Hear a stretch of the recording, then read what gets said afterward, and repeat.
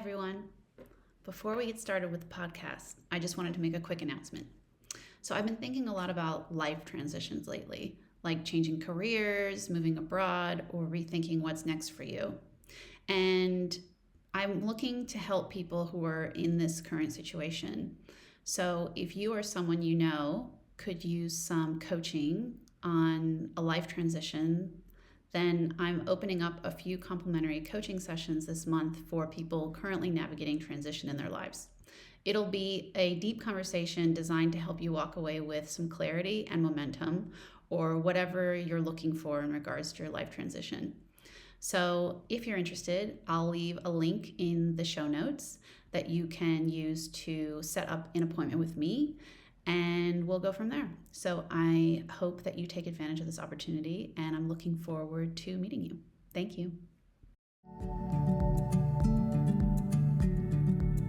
So welcome to the How to Be an Expat podcast. My name is Kelly Boyle. I am a coach living in Lisbon, Portugal. And today I have with me Krista Casey. And Krista, would you like to introduce yourself? Yeah, absolutely. Hi, Kelly. So I'm Krista Casey. I'm originally from New York City, but I'm also an expat. I'm living in Berlin, Germany. And professionally, I'm a coach and a creative director. I'm also a speaker. And when I introduce myself, I also like to share my top two values, which are connection and curiosity, because I think we learn so much from other people by hearing their values. Oh, I love that. How did you figure out what your values were? How did you figure out what were those two values that you wanted to share with people? Yeah, so I went through a lot of coaching myself, actually after the birth of my son. That was a big period of transition for me. And that was one of the exercises, defining my values. And it was, yeah, in partnership with the coach, we looked at, I think, like almost 200 different values. And it's a really challenging exercise because also the language matters so much, and you have to make trade-offs. Like, for me to get to connection, I had to leave things behind like love or family, because for me, connection is my relationship with my husband, my son, my friends, even like coworkers. But yeah, you have to really fine tune those nuances in the language and find what works for you. Yeah, that's really cool. One of my core values is also connection. So Okay. that makes a lot of sense given that we're both coaches, and I think Yes. that's a common value among coaches. But yeah, for me it's like definitely human connection. It's a big one. So Yeah. cool. So you're from New York. How did you end up living in Berlin?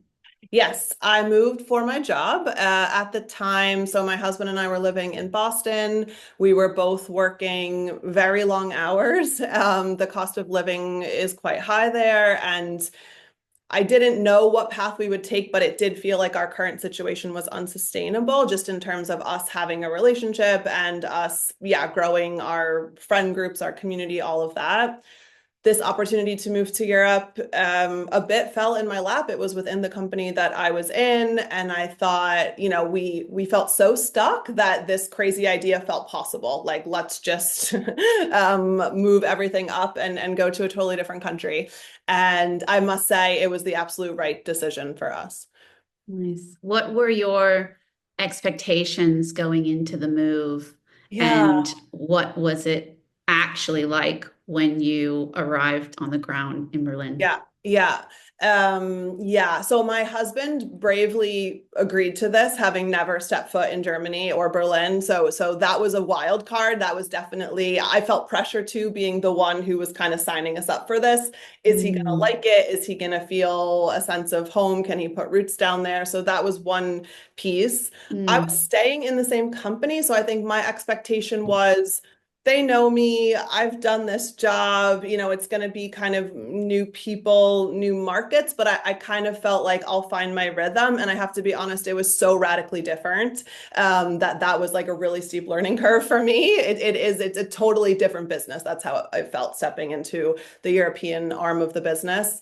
And then, yeah, I think we hadn't thought so far ahead in terms of what day-to-day life would be, because we wanted a change. We wanted some kind of fresh energy. And I looking back, I kind of wonder if maybe we worried if we thought about it too much, we wouldn't do it because I realized that so much of the day to day, yeah, was kind of, we were like building it as we went somehow. We didn't really have a plan. Sure. No, I can Yeah, totally understand that if you overthink it, if you're thinking about moving abroad and you're overthinking it, you right. may never do it. You just kind of have to jump Exactly. into it and like figure it out. Like you could Yeah. watch as many videos as you Yes. want or whatever about people who have had the same or experience or find people who've had the same experience and it still can't really prepare you for what just day to day is going to be like for Yes. you. And we certainly kept it open. We said, if after 6 months we're really unhappy, this isn't working, like we did see an exit ramp. We thought this doesn't have to be forever, but I mean, it's been 7 years, so we have certainly Okay. found our rhythm. Yeah, and it's really working. That's great to hear. So yeah, 7 years. You must have learned a lot about adjusting to life in Berlin. And it sounds like you have both sort of, you talked about a steep learning curve at work, and you talked about sort of just what the day to day looks like as well. So, starting with work, like what was involved in that learning curve for you? Yeah, I think I had this expectation because I'd already been with the company 6.5 years. I felt I had really trusted relationships. I had my kind of own brand internally, and I naively thought this is just going to transfer. And I can see that that was not the right way to think about it because it's all new stakeholders, all new team, all new Mm, leadership. I had to really rebuild trust from zero, which is fine. That would happen in any new role. I think the big learning curve with my own team was the team was so international, which was amazing. And my team in the US had been really all Americans. But these international environments, when all these different cultures come together, I really realized I had to communicate with a lot of intention and clarity. And yeah, I just felt like, and also build trust with this group as well, because they didn't know me. And that was, I think, the steepest part of the learning curve, building trust with my direct team and also making sure that what I was saying was like landing for everyone. And yeah, them feeling like really part of this group. okay, okay. And do you think how was that different working from Berlin and working with an international team compared to doing that in the US? Because, yeah, probably at the start of your job, you were doing the same thing, right? You were having to build trust. Yeah. What did you find any, if you can remember, like any differences in terms of how you build trust internationally versus in the US? Yeah, I think one thing I distinctly remember was I felt this sense and even heard this sense of like they were bringing me over from the corporate office as this American to kind of like maybe fix or change how things were done here. So I could see a sense of like, oh, is she going to take the time to understand that there are different markets here? We were in Germany and in the UK, different cultures, different consumer bases. So we can't just do a rinse and repeat of what the US is doing. And I think that was all learning for me. I had been in the US and Canadian markets. But yeah, and I was kind of getting different pressure from different sides, some expectation that I would be efficient and just rerun US creative when I could, but then really hearing from the team around these like cultural nuances, cultural differences we have to yeah, make bespoke creative for these markets. And this I was really learning as I went. So were you getting feedback from other people about that? Like that was they were pretty open and clear about adjusting to the new culture. Yeah, yeah, and I sometimes did feel like a tension because I think, and a global brand should show up with some consistency globally. I think that's important. You have to have these pillars of the brand. But then if we even look at the German consumer, the German culture, it is quite different than the UK consumer and culture. And Mhm. they're not going to respond to the same tone in the messaging, in the copy. And also, always it was a huge topic, translations. Are we just doing like automated translations or are we writing, for the consumer? And I was always advocating to write for the consumer. But these are all things you kind of have to navigate and negotiate and in some instances advocate for. And that Mhm. wasn't part of my job previously. These were like new components. Mhm. Yeah. And so how about working like internally in terms of like work culture? Because it sounds like, yeah, a lot of your job was working and adjusting your work toward the international market, but what was it like working within an international team or within like Germany?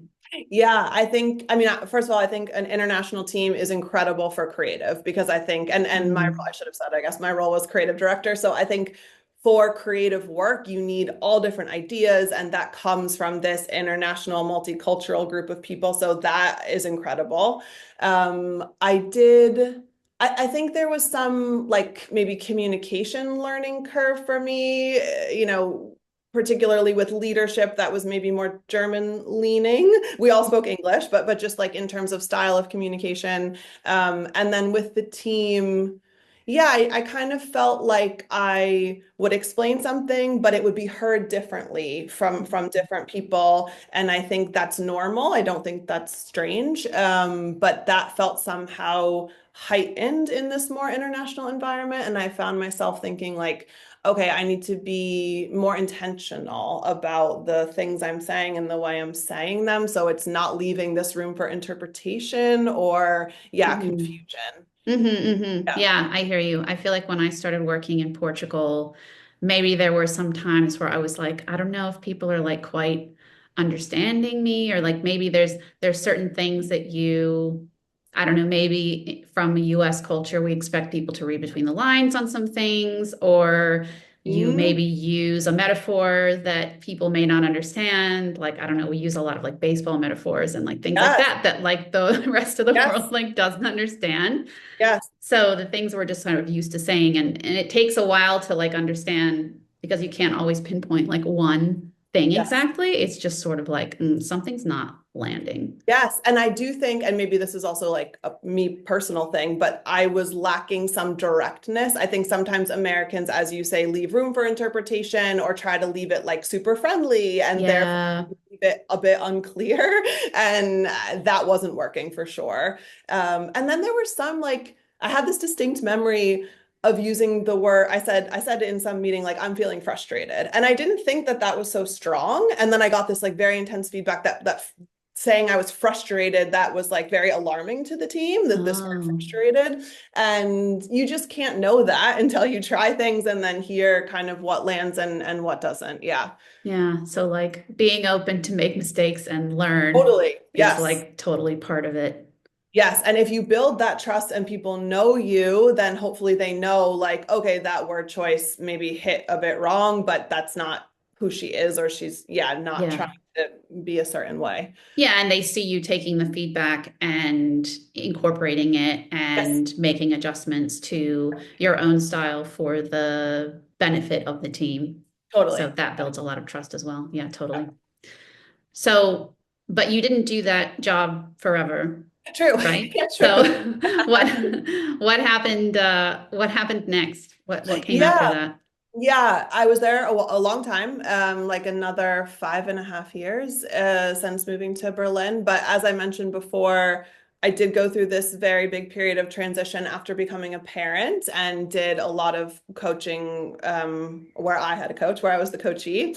And yeah, just learned a lot about myself, what I wanted, my values, what I wanted to get from work. And I just felt that environment was no longer aligned with my priorities and my values. Honestly, not just the company, but kind of like that structure, that setup. And that made me pursue coaching, especially understanding this connection, curiosity, and when I wrote a statement about why I work, it was really about like solving unique and interesting problems, not at scale, but on a much Mm, more like intimate setting. And that also kind of highlighted coaching for me. Like I really like problem solving, but I like it, yeah, in this more like cozy setting almost.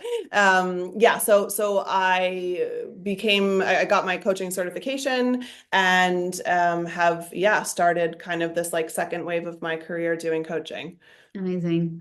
Yeah, I have I think I got into coaching for a similar reason, is that as a manager, I really enjoyed most about my job, my one-on-one conversations with my team. So you talk about this cozy setting, right? It's like the one-on-one interaction. And that's why I loved being a manager, is because it was a chance to help people solve their problems. Yeah. But even when you don't know the answer, right? Because I started my role as a manager, and a lot of the people on my team were more technically proficient than I was. And so if they came to me with a technical problem, I wasn't always going to be able to help them. Right. But it's like we could talk through it. We could figure out what other resources that they had available to them to help them to find the answer. So I think that was a really good exercise for me. And I realized that that's what I liked, and that's what coaching is a lot of, right? It's like helping people solve their problems, but we're not necessarily giving them the answer. Yes. Yes, and I love that you said that because I had that same realization around my favorite parts of leadership were these one-on-one conversations.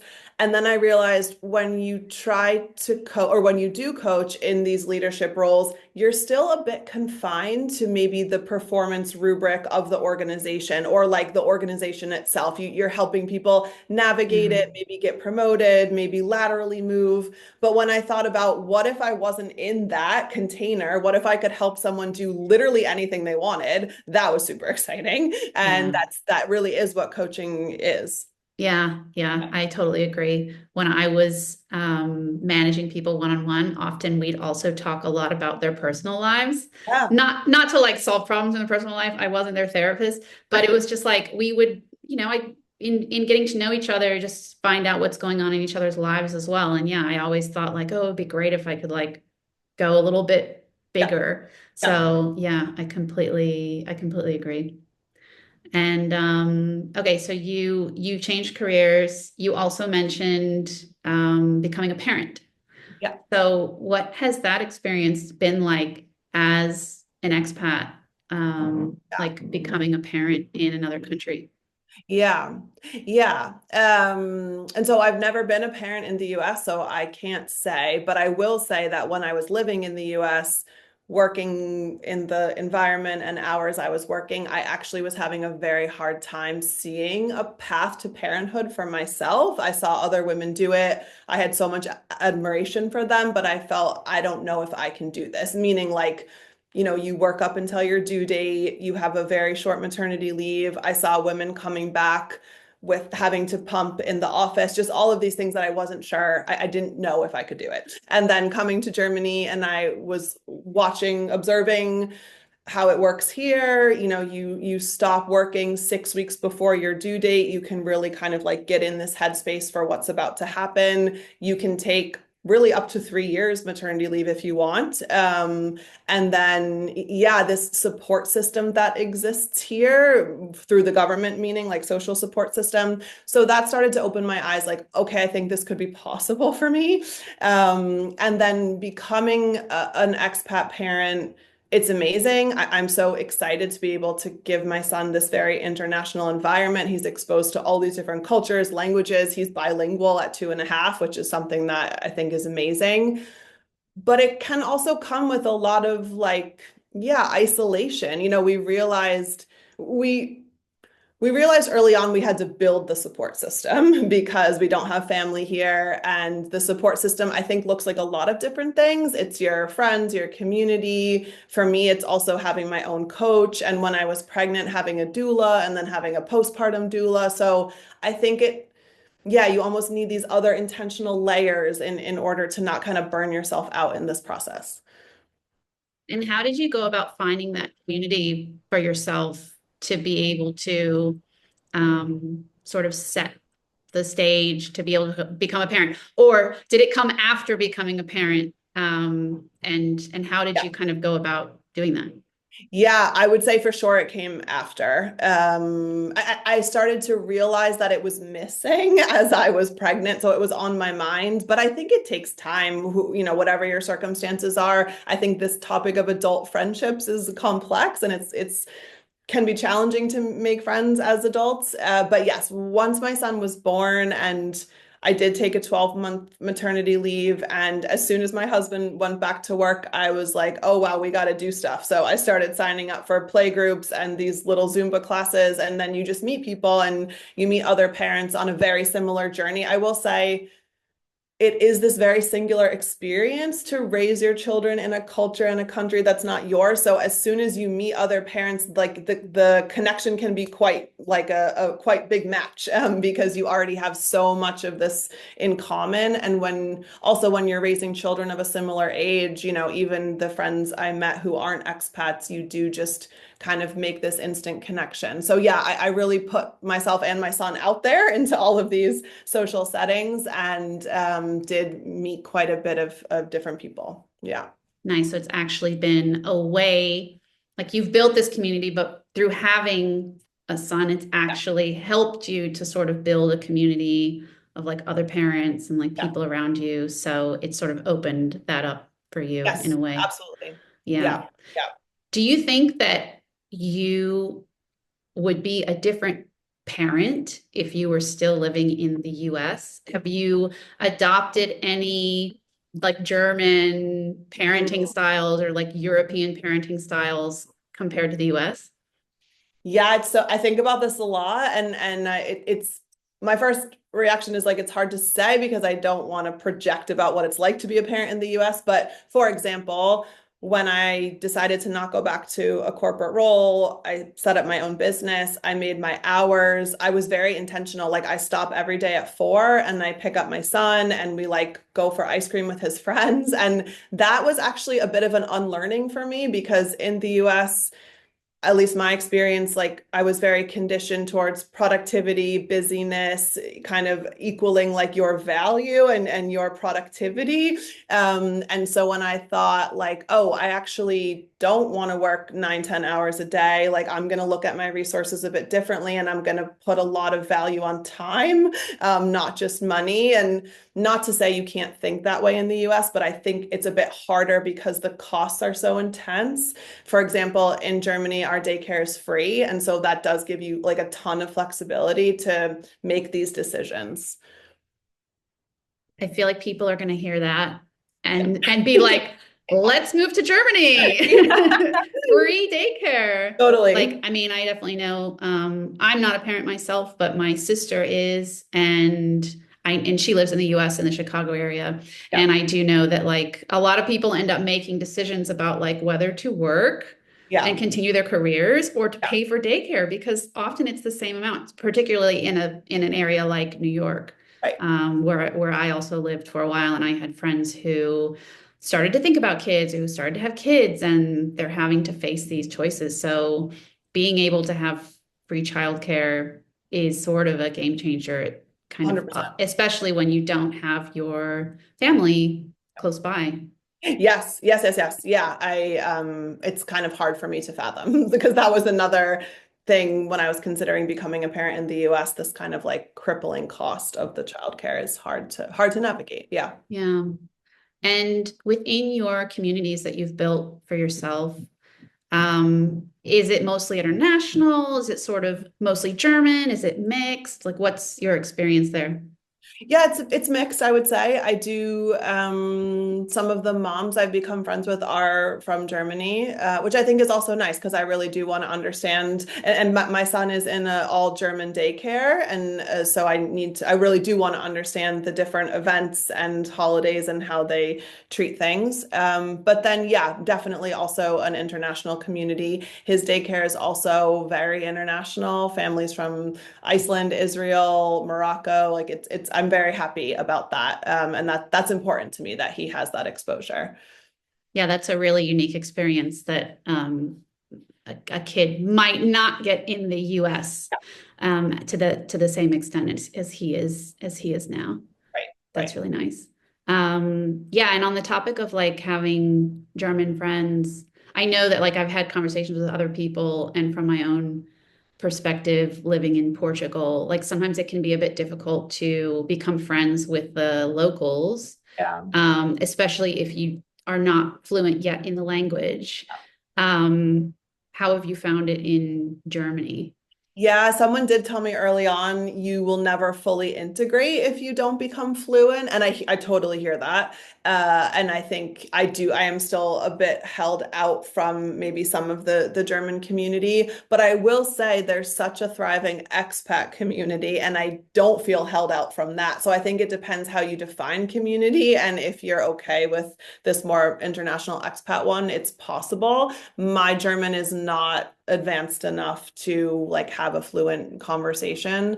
Yeah, and that I think honestly, I've thought about it a lot. I've tried and I've taken many courses, but I'm almost more drawn to this international setting. Like I came from New York City, I went to this United Nations international school. And so from such an early age, I had this like very international exposure. And that's nothing against like a German friend group, but I think the international one is like somehow more interesting, more intriguing to me.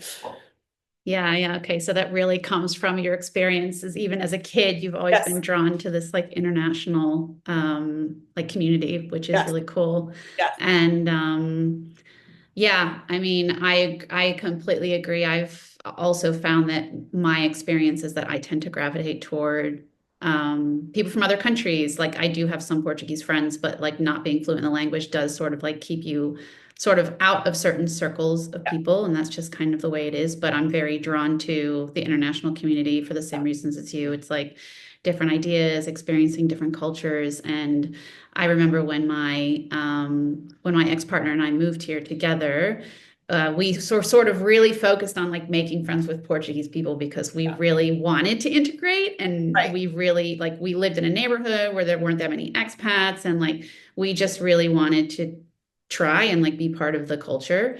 But it was just hard. Like, and Yeah. if you're picking between making friends and like not making friends, it's like Right. make friends. Like if you just 100%. don't be picky, like Yeah. don't like be, I mean, you can try to seek Portuguese friends, but don't let Right. that be sort of limiting factor for you because Yes. it's just important to have a community of people around you, like Yes. kind of no matter where they're from. And it just happens that we kind of get this enrichment and this value of connection from being friends in the international community.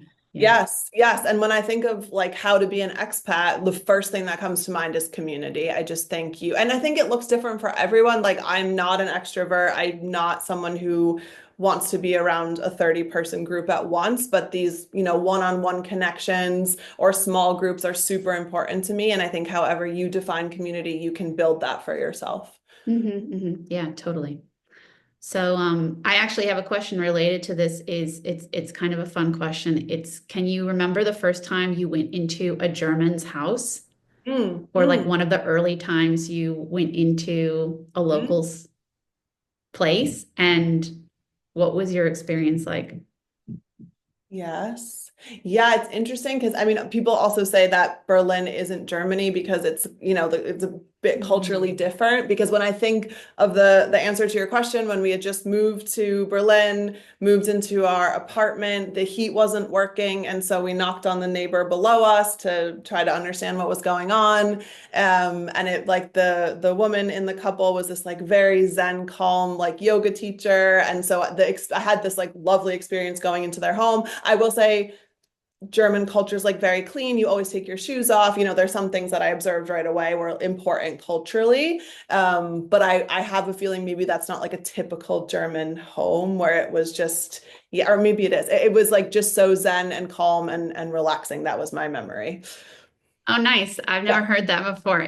Do you think that's like, is that like a German thing, or was that just like I particular think to that person? I think it was particular to her, yeah, because she Okay. taught yoga and meditation and was, very much this person. Yeah, and I think that's why I've liked Berlin so much because everyone, I mean, in our experience, the people that we've connected with, there is this really welcoming culture, like, Mm. and yeah, people want to like understand you and hear your experience and this idea of like shared stories and yeah, getting to know people that you would have never met otherwise. Like I think about that all the time, that if I hadn't come here and followed this particular path, like there's so many people I would have just never encountered, and it's an interesting thought. Yeah, I love that because when I was moving to Portugal as well, I remember just sort of like before moving, just sort of thinking like, who am I going to meet? Like, oh my gosh, I'm going to meet so many new people who are going to affect my life in so many different ways.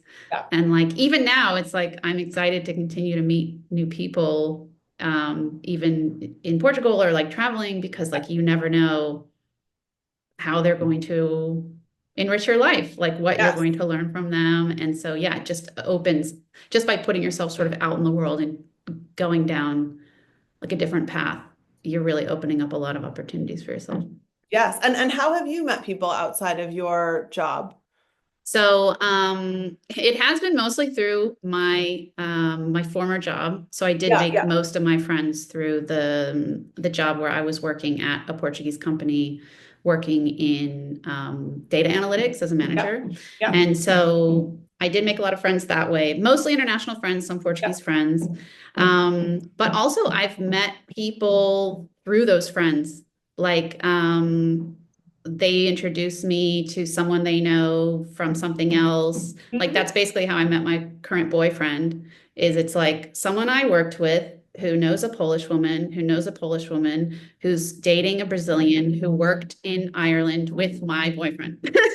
So it's like you meet people just through saying yes to things, Totally, going over to people's houses, saying yes to totally. going to parties, meetups Yeah, are also quite big in Lisbon, and they're a yeah, really really too. great way to meet people. It's just sort of like finding something you're interested in, whether that's a sport or film or personal development or anything. Like you could basically probably also like in Berlin of all places, it's a big city. You can probably find someone who wants to do anything you're Yes, interested in, right? yes, So totally. it's And I like do think when you just described the pattern to your partner, I do think, yeah, these expat circles become a circle, I guess you would say. Like we met another family through a mutual friend, and then they ended up like moving in across the hall from us. Like you just never know when people are going to pop up again. And it's so, yeah, there's kind of this lasting connection, and you're always happy to see someone that you had this experience with. yeah, exactly. I even have friends where I've made a friend through something like climbing, Yeah, and then I have another friend through work, and then I find out that they like know each other, and I'm like, totally. like, Yes, how do you guys know each other? totally. But it can be it can feel like a small community sometimes that Yeah, like you start to sort of run in the same circles and that's kind of nice. yeah, That's a community. That's when you start to feel like you belong in a place agree. is when you I kind of like know those people. Yeah. totally agree. Yeah. Yeah. So so yeah, I think when I think of Berlin, I sort of think of like partying Yeah. and nightlife and this Yeah. kind of stuff. Yeah.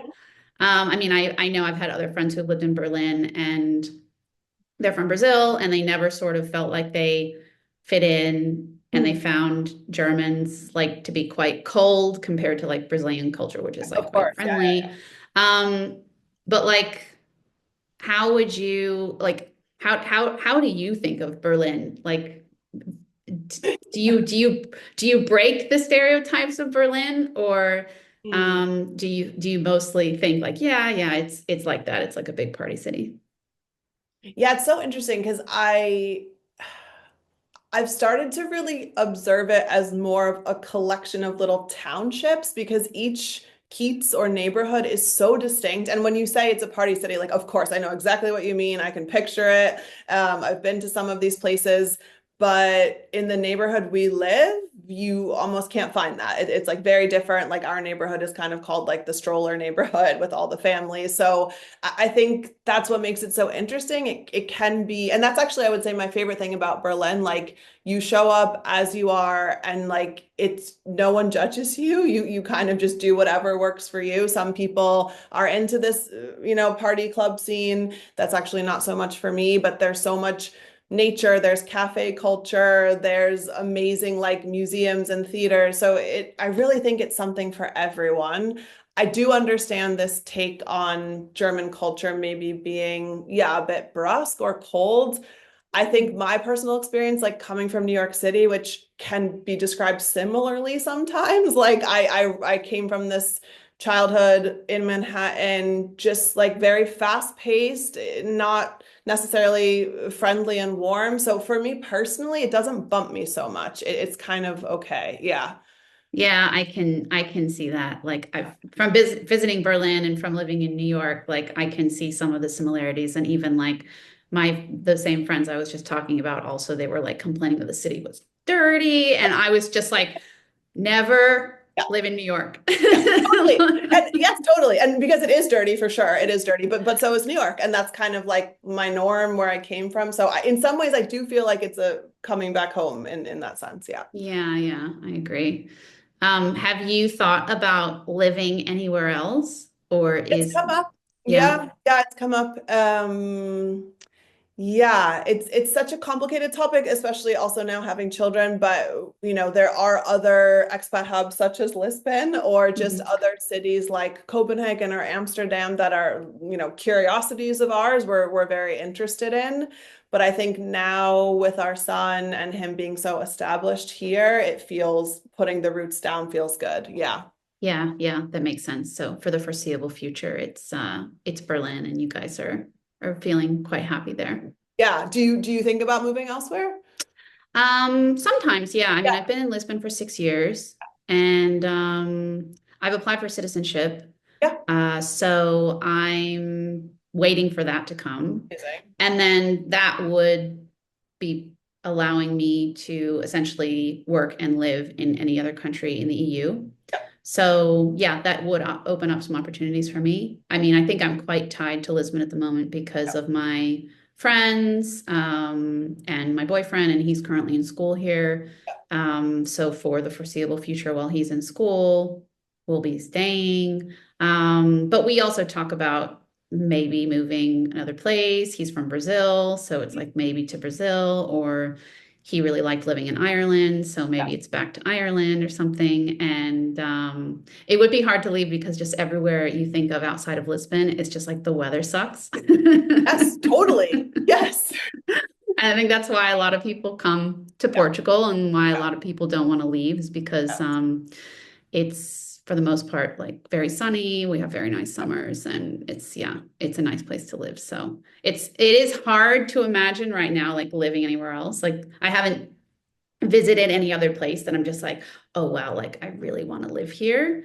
But yeah, I'm open. I'm open to Yeah. it because with every, it's like if I hadn't said yes to moving to Portugal, it's like you said, like there's all these things you would have never Right. experienced. And so, I want to say yes to other things and experiencing different cultures again, Mhm. because I know that you learn so much about yourself just as a Yeah. person from being in these sort of challenging situations. Yes, yes, yes, exactly. And Yeah. I've observed this in speaking to different expats, this real like growth mindset, not afraid to put yourself in situations of discomfort because you really want to learn and grow. And, other families we talk to here are having these same conversations. Should we try Valencia or Lisbon? And Mm. yeah, coming from the US for some reason that never felt part of the conversation. Like you could just go live somewhere else and move around somewhere else. It felt somehow off limits. And it's nice to know that it's very within reach. It's not, it's like takes work and effort, but it is very possible. Yeah, yeah, exactly. It's possible. And sort of like once you've done it once, you feel like you can do it again Yes. Yes. because you know what to expect a bit more. Like Yeah. okay, when I land in a place, like I need to build my community, like Yes. that's the Yeah. number one thing. Yeah. I know that I'm gonna have to deal with some bureaucracy or whatever in the first couple years. And yeah. So what I'm curious, like what did sort of year one for you living abroad look like compared to like year 3 or 4? Do you Yeah. remember?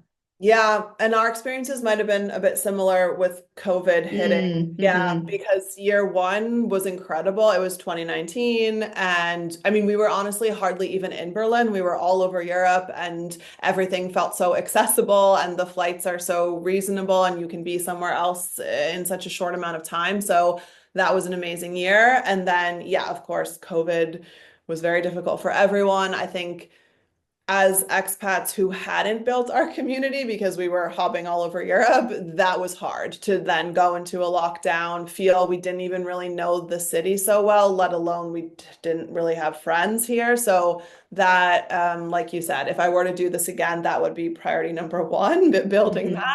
that. But yeah, then like you mentioned, by year 3 or 4, I felt like I knew the city so well. And one of the ways I like to know a city is by running. Like I remember I was Mm. training for a half marathon and I was really trying to get in these long runs, and you just get to know the city on a different level. And that was really cool. And then, yeah, this intentional building of the community and the support system for by year 4 was there for sure.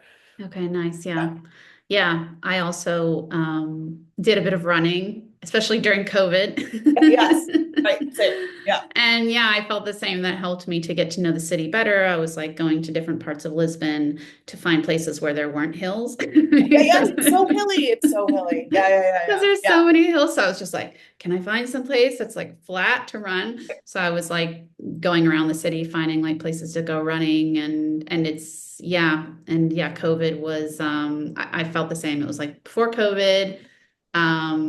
My partner at the time and we did a little bit of traveling that year, but I think we mostly had people coming to visit us. We had that too. Yeah, Yeah, like we had our families coming, friends from the US, friends from different places were like coming to visit us. Like I remember our summer just being like completely blocked. Like totally. we were just having so many people come visit. And then COVID hit and it was just like nothing, Yeah, It was like everything stopped. yeah. So yeah. Yeah, speaking of family, I'm actually wondering like what your family sort of thought when you said you and your husband wanted to move to Yeah. Berlin. Yeah. My family was very supportive. Yeah. I mean, when I announced it, they were very supportive, but then I do have a memory of like when I called my mom before we were getting on the plane, like I could tell she was very emotional because that's a really big change. Mhm. Yeah. And then, yeah, I think my husband's family was a bit more tentative, like uncertain. And yeah, supportive, but with some, yeah, maybe hesitation, which is also reasonable. It's really hard to imagine, especially if it's not something you've maybe imagined or wanted for yourself, and then it's, happening to a close family member. I can imagine it would be hard to put yourself in their shoes, and maybe they don't even know what's going to happen. So how can you imagine what's going to happen? So yeah, I could see that being a confusing experience. Yeah. And yeah, but I do know that now they really see, how our lives are set up here, all the benefits of being able to have a family here, and they're really excited about what that's been able to do for us. Hmm. Yeah. Do you think your parents would ever want to move to Europe as well? I don't think so. No. I think maybe some of the like family more our age, maybe like some cousins, not even our siblings though. So yeah, I don't Yeah. know. I think some people maybe have the bug to move abroad and Yeah. some don't, and that's just fine. Yeah. I do Yeah, think it makes sense your family's reaction given that you were in an international school and you were in Manhattan and they right. already have this sort of like mindset that they kind of like raised you with anyway, that they would be a bit more understanding. Yeah, for me, my parents did not understand. Like we had moved around a lot in the US while I was Yeah. growing up. Okay. So like I had had that taste of experiencing different cultures just within the US because Yeah. we went from Chicago to the deep South, essentially to Okay. Yeah. Alabama. Yeah. Oh wow. And so big cultural differences. And so that was sort of my first taste of like, having to land in a place and like find friends and like, this kind of thing. So I think that that experience definitely helped me today. But my parents never encouraged me to study abroad. Sure. Like I never studied abroad. Like I sort of had this fear of like living in a place where I didn't speak the language and like having to, I don't know, figure things out. I didn't sort of think that maybe I was capable of doing it. Right. So that thought kind of like never even crossed my mind Right. until my partner at the time got a job here and we had the opportunity to do it. And I had been traveling at that point and I'd been to Portugal and I was like, no, this would be really cool. This would be an amazing life experience to go and live there for a while. But my parents were, I remember like telling my mom, and she burst into tears on the phone. She just Yeah. like did not, and it's the same thing. Like I have siblings, but like neither of them studied abroad. Both of them still live in the US. So I'm sort of like the black sheep of the family who like Yeah. decided to go and sort of experience something a Yep. little bit different. And I do think that, like exactly like you said, they now understand. Like my family came to visit and they saw how nice like life is like here, and they just like were like, okay, like good, you've made a good choice for yourself. Like we understand now. Right. Right. But it was like I mean, I think they were ultimately supportive, but they weren't very happy about it. Yeah, and I can relate to that. Also, now being a parent, I can see that there would just be all of this pull of like, oh boy, that is really far, and a million questions. Well, what's your life going to be? Where are you going to live? Who are you going to like? All of it is so undefined that for a parent that would maybe cause anxiety, uncertainty.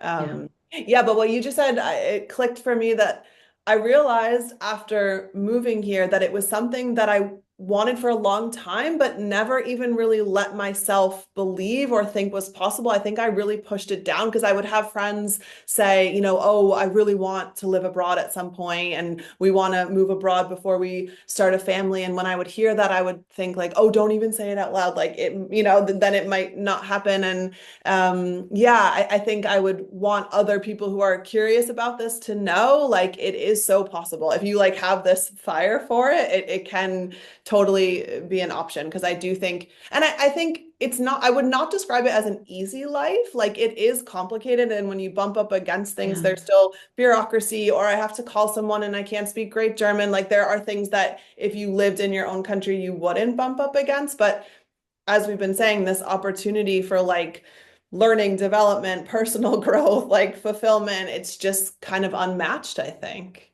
Yeah. Yeah. Yeah. In what ways do you think you've experienced that personal development and growth from living abroad? Yeah, I mean, this whole career transition that I went through, which I would also describe as quite uncomfortable. Like, I think I very much coming up in this US culture of, get a job, work really hard, promoted, and getting myself to this director level position with this good salary in this corporate company, and then saying, like, no, I'm not doing that. That was very hard. I didn't really, there's not a blueprint, at least that I had. I just kind of leapt, and I'm still in the process of, yeah, building a business from scratch. And I think like the bravery and the courage to do that and to trust myself did come from all this evidence I had built up. Like, oh no, look, you did this here, you moved abroad, you led this team, you kind of see like, oh, I can do this. I just have Mm. to, yeah, trust myself and kind of maybe leap into it before you're ready somehow. Yeah, yeah, I completely agree. It's like I said, I never saw myself living abroad because I was afraid of these sort of tricky situations and feeling like not ready for it. But then, yeah, you go through these challenges, you find that on the other side, you're still alive, you're still Totally. and that you find the resources and that you Yes. learn, and Yes. that then you can even start helping others who are Yes. going through the same thing. And yeah, it really makes you feel like you can handle almost anything that comes your way. It makes like definitely I think I've always been a bit of a risk averse person, and I think I've become less Hmm. risk averse Hmm. as like because of moving abroad, because it's Yes. like I took this really big risk Yeah. and everything has been fine. Everything Exactly. has been great. And Yeah. so it's like, okay, I can take a really big risk by changing careers, following my passion, listening to my heart and my values, and turning that into a career, which is, I don't know if I would have gotten to the same place if I was still living in the US. I might still just be on that path of like the corporate ladder. And like that's fine for a lot of people, Yes. but Yes. I think I just didn't know there was an alternative, or I Yeah. didn't like trust myself to go after the alternative on my own. Yeah. And Yeah. now it's like I can.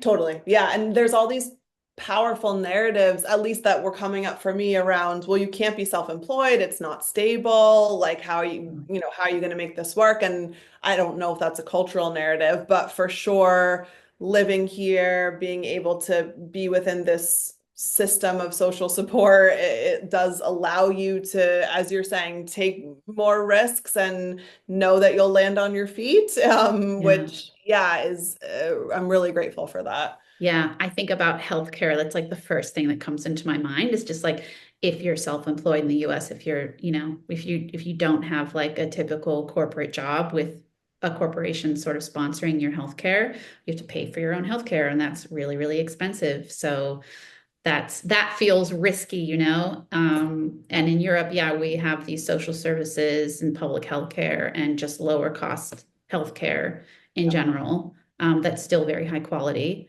that can help to relieve that pressure, relieve that sort of fear, and you don't have to worry about the health of you or your child or your family. And that sort of frees up the brain space for you to be able to think about, like, okay, well, what's important to me? It's like Maslow's hierarchy of needs, and it's like you have the base of like basic needs and shelter and health and food, and it's just like, okay, all of that is stable. Ooh, okay, I can start moving toward like self-actualization.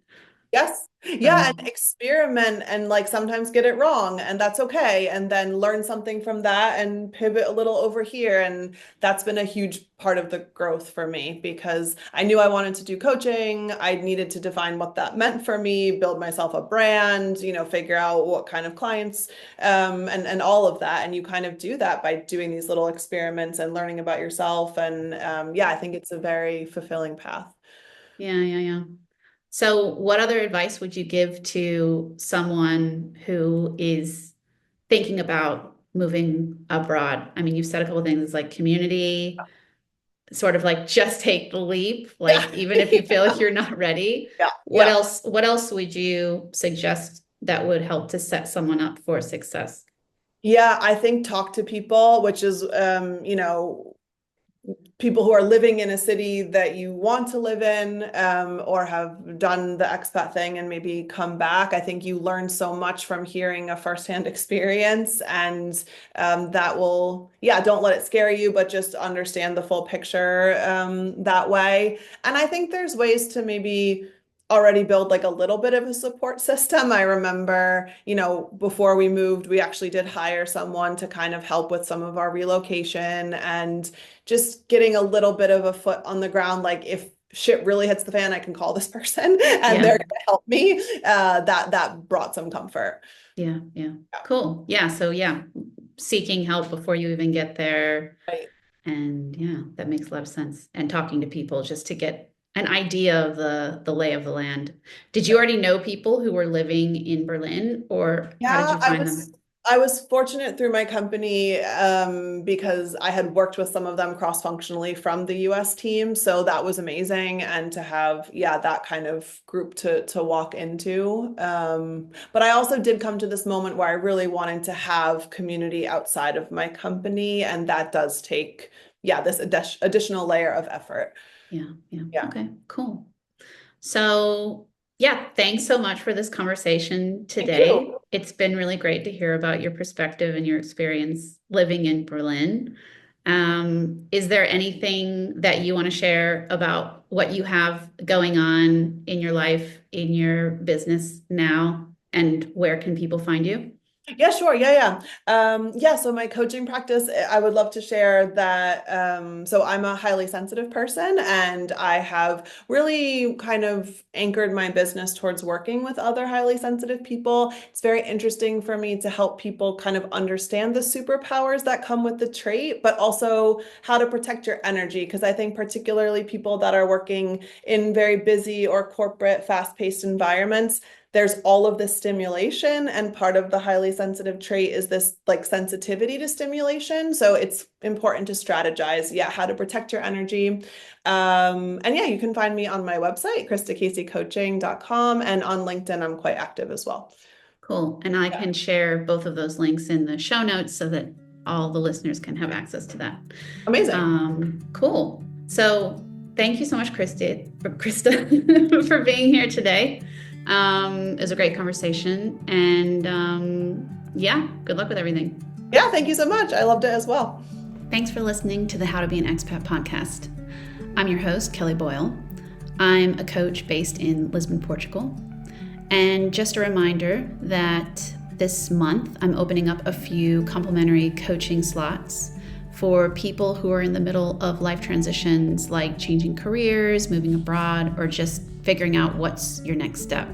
So if you're interested in that, I'm leaving a link in the show notes where you can access my calendar and set up some time with me to discuss your life transition, and hopefully you'll walk away from our conversation with some clarity or momentum or whatever you're looking for that will help you during this period in your life. If you liked this episode, please go ahead and hit the subscribe button wherever you're listening, whether that's on Spotify or YouTube.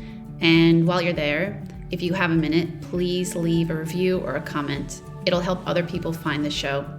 So thanks so much for listening, and see you next time.